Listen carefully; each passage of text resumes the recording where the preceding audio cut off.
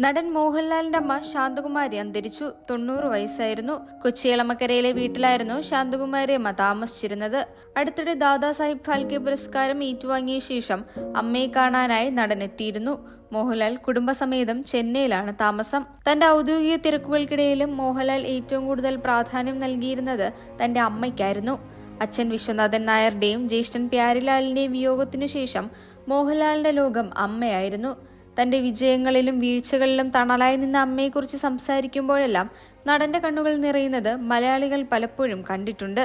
ഷൂട്ടിങ്ങിനായി ലോകത്തിന്റെ ഏത് കോണിലാണെങ്കിലും സമയം കണ്ടെത്തി അമ്മയെ കാണാൻ ലാൽ കൊച്ചിയിലെത്തുമായിരുന്നു. അടുത്തിടെ ഇന്ത്യൻ സിനിമയിലെ പരമോന്നത ബഹുമതിയായ ദാദാസാഹിബ് ഫാൽക്കെ പുരസ്കാരം ഏറ്റുവാങ്ങിയ ശേഷം മോഹൻലാൽ ആദ്യം ചെയ്തത് കൊച്ചിയിലെത്തി അമ്മയെ കണ്ട് അനുഗ്രഹം വാങ്ങുകയായിരുന്നു.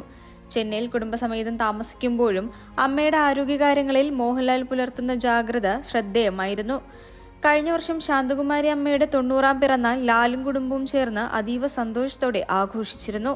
അന്ന് പുറത്തുവന്ന ലളിതമായ ആഘോഷത്തിന്റെ ചിത്രങ്ങൾ സോഷ്യൽ മീഡിയയിൽ ഏറെ തരംഗമായിരുന്നു.